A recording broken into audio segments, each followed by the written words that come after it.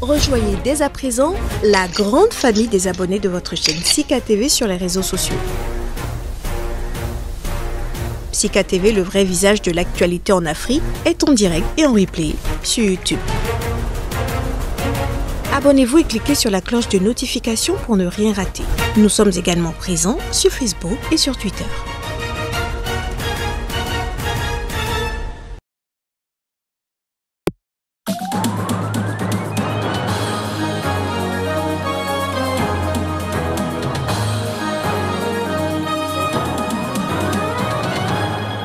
Plus de 40 élèves dans les mains de ravisseurs dans le nord-est du Nigeria, un enlèvement opéré dans une zone récemment pilonnée par l'armée.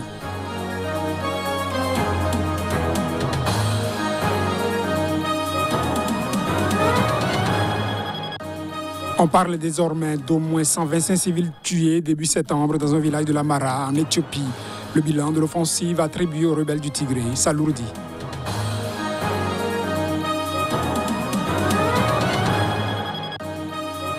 Un procès très attendu en France, celui des attentats du 13 novembre 2015. Le seul survivant parmi les auteurs de ces attentats est devant la justice pour un procès médiatisé.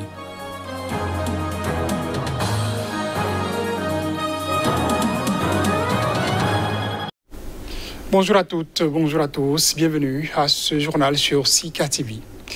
Le décompte des morts se poursuit en Éthiopie depuis le début de l'offensive au nord. Au moins 125 civils ont été tués début septembre dans un village de l'Amara, une région voisine au Tigré. Le massacre est attribué aux rebelles tigréens. Reportage. Il y a eu 125 morts dans le village de Chena. J'ai vu le charnier moi-même, a déclaré un responsable d'un hôpital local.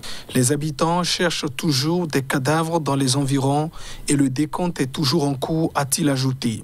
Le nord de l'Éthiopie est le théâtre de violents combats depuis novembre, lorsque le Premier ministre Abiy Ahmed a envoyé l'armée au Tigré pour destituer les autorités régionales dissidentes issues du Front de libération du peuple du Tigré, le TPLF. Cette intervention répondait, selon lui, à des attaques contre des camps militaires fédéraux orchestrés par le TPLF. Le prix Nobel de la paix 2019 a déclaré la victoire fin novembre après la prise par les soldats éthiopiens de la capitale régionale Mekele. Mais le conflit s'est ensuite enlisé fin juin. Les forces rebelles pro-TPLF ont repris le contrôle de l'essentiel du Tigré. Elles ont poursuivi leur offensive dans les régions voisines de l'Amara et de l'Afta afin de mettre fin à ce qu'elles décrivent comme un blocus humanitaire du Tigré et pour empêcher les forces pro-gouvernementales de se regrouper. Le gouvernement d'Abiy Ahmed et le TPLF se rejettent la responsabilité de la situation humanitaire catastrophique dans le nord de l'Éthiopie.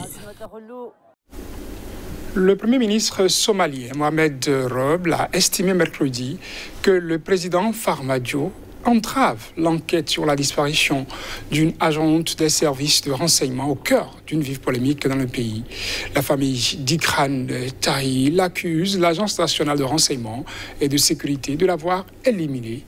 Accusation largement reprise sur les réseaux sociaux alors que la raison de son enlèvement est source de spéculation, j'allais dire. Suivons pour les détails.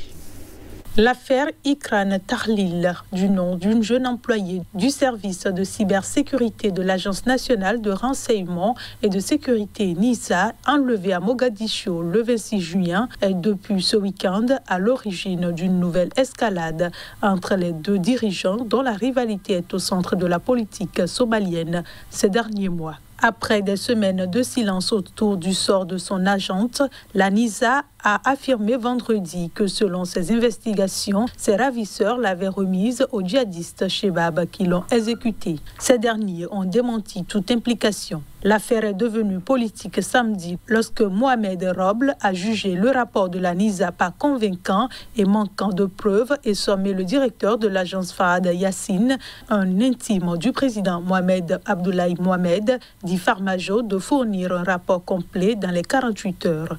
Après avoir déclaré vouloir s'expliquer devant le comité de sécurité nationale, où siège notamment le chef de l'État, Fahad Yassine, a été limogé dimanche par le Premier ministre, une décision déclarée inconstitutionnelle et illégale par le président. Mais dans la nuit de mardi à mercredi, la présidence a annoncé la nomination de Fayad Hassine au poste de conseiller à la sécurité du chef de l'État. L'intérim à la direction de la NISA sera assuré par le colonel Yassine Abdoulaye Mohamoud, proche de Yassine. La présidence a également annoncé la convocation d'une réunion du comité de sécurité nationale le 18 septembre pour une présentation du rapport de la disparition d'Ikran Tahlil. Dans un communiqué mercredi matin, Mohamed Roble s'est dit préoccupé par les actions du président qui entravent une enquête efficace sur l'affaire Tahlil, de la même manière que les services de justice et de police ont été précédemment empêchés de mener une enquête complète. Les habitants de Bambeto, bastion de l'opposition guinéenne et théâtre de plusieurs manifestations contre l'ancien président Alpha Condé, affirment être contents de la prise du pouvoir par le lieutenant-colonel Mamadi Doumbouya et ses hommes.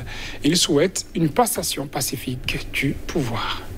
Le coup d'État, après des mois de crise politique et socio-économique en Guinée, aggravée par la pandémie de Covid-19, a suscité des explosions de joie à Conakry où de nombreux habitants acclamaient les militaires à leur passage au cri de liberté. À Bambeto, bastion de l'opposition et théâtre de plusieurs manifestations contre Condé, le peuple attendait ce coup d'État depuis fort longtemps. Moi, en principe, toutes les populations guinéennes soutiennent les militaires, puisque ce que le militaire a fait là, ça, en tout cas, ça c'est une grande joie pour nous, surtout nous les jeunesses. On est derrière Doumbouya, on le soutient encore, bon sens à lui, puisqu'il va redresser le pays là très bien. Vraiment, on compte sur lui encore. Le commandant, le colonel plutôt, le colonel ou le lieutenant-colonel Doumbouya a dit, on a vu en direct à la RTG, que quand un pays est opprimé par ses élites, d'après John Guillaume, quand un pays est opprimé par ses élites, c'est l'armée qui doit intervenir. Et l'armée a joué son rôle, il a intervenu en toute responsabilité qu'il fallait. Et ça, c'était légitime. Le peuple attendait ça depuis fort longtemps. Et l'occasion était là, il ne faut pas se cacher la page, à se cacher de qui que ce soit, je ne sais pas. Mais on est content, je ne suis pas le seul Guinéen, mais je suis l'un de ces Guinéens parmi tant de millions de Guinéens, extérieurs comme intérieurs, qui ont voulu que cela soit effectif. Et c'est arrivé. Une coalition de l'opposition dirigée par le principal adversaire de Condé, l'ex-premier ministre Cellou Dalein Diallo, a exprimé son soutien au nouveau pouvoir militaire dans l'effort qui vise à construire une démocratie apaisée. L'Alliance nationale pour l'alternance et la démocratie exhorte le CNRD à inscrire dans ses responsabilités prioritaires la mise en place d'institutions légitimes capables de mettre en œuvre les réformes pouvant conduire rapidement le pays à la réconciliation nationale et à l'instauration de l'état de droit. Plus de 40 personnes ont été kidnappées par des hommes armés dans le nord-ouest du Nigeria. L'enlèvement a eu lieu près d'une zone où l'armée a mené des frappes aériennes et des opérations contre des gangs auteurs de kidnapping. C'est ce que rapporte la police. Reportage. Lundi soir, des hommes armés ont attaqué une communauté dans l'état de Kaduna et kidnappé 17 personnes, dont 5 ont été ensuite secourus par les forces de sécurité, a déclaré un porte-parole de la police de Kaduna. 12 otages sont toujours retenus en captivité. Nos équipes d'intervention ratissent la zone avec pour mission de les secourir, a-t-il déclaré. Des hommes armés ont également attaqué un village dans l'état de Sokoto mardi soir et enlevé 28 personnes, dont 8 ont été libérées par la suite, a déclaré de son côté le porte-parole de la police de Sokoto. Ce village est situé près de la frontière avec l'état de Zamfara, où l'armée mène des frappes aériennes et des opérations au sol contre des camps de gangs auteurs d'enlèvement. La semaine écoulée, le régulateur des télécommunications avait appelé les opérateurs mobiles à couper le réseau dans l'état de Zamfara pour 2 semaines à la demande des autorités locales, lesquelles affirment que les bandits sont informés de mouvements de troupes ou se coordonnent par téléphone. Le week-end, des avions de combat ont entamé des raids contre des camps de gangs dans cet état après la coupure des réseaux. Les opérations militaires se sont poursuivies lundi sur des camps dans la forêt.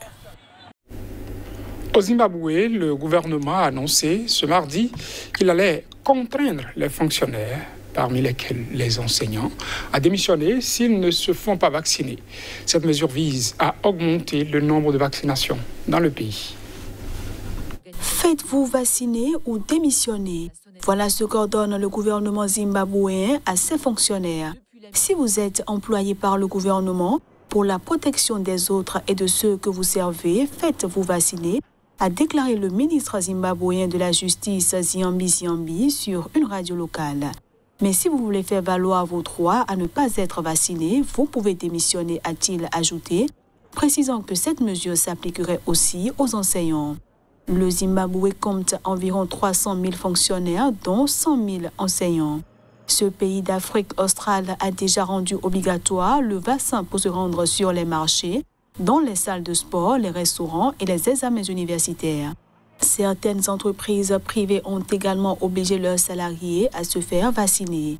Ces mesures ont déclenché l'indignation chez certains, mais aussi engorgé les centres de vaccination, pauvrement approvisionnés et devant lesquels il n'est pas rare de voir des files d'attente se former dès 4 heures du matin pour tenter d'avoir une dose.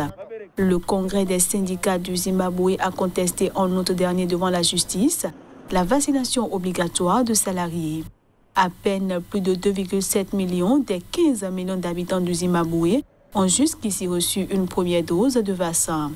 Le pays a enregistré plus de 125 600 cas de Covid, dont 4 490 décès depuis le début de la pandémie. Le Zimbabwe a jusqu'ici dépendu des approvisionnements en vaccins produits en Chine, Inde et Russie, mais a récemment approuvé en urgence ceux du laboratoire américain Johnson & Johnson. En France, Salah Abdeslam comparaît depuis ce mercredi à la barre. Le seul survivant des attentats du 13 novembre 2015 à Paris est jugé pour le massacre de 130 personnes. Plusieurs autres co-accusés comparaissent aussi dans le cadre de ce procès devant une cour d'assises spéciale et des dispositions sécuritaires hors normes. Les détails.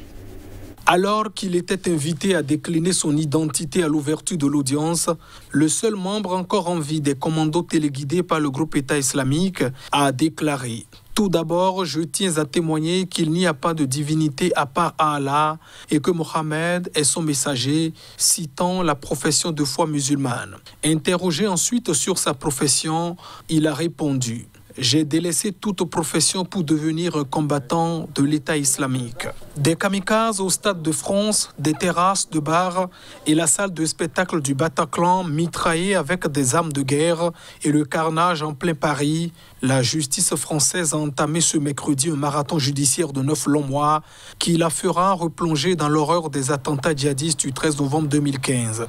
Le bilan fait état de 130 morts et plus de 350 blessés à Paris et Saint-Denis, les plus meurtriers commis dans le pays. Ce procès hors norme, la plus grande audience criminelle jamais organisée en France, s'est ouvert dans l'historique palais de justice de Paris, sous sécurité maximale dans un contexte de menace terroriste toujours élevé. La cour d'assises spéciale doit juger jusqu'au 24 ou 25 mai 2022 20 accusés, dont Salah Abdeslam. 10 autres hommes incarcérés pendant la durée du procès dans des prisons de région parisienne ont pris place à ses côtés dans le box des accusés, jugés pour leur participation à ces attentats. Et ça va être tout pour ce journal, mesdames et messieurs. Merci de l'avoir suivi. Passez une bonne journée avec Sika TV.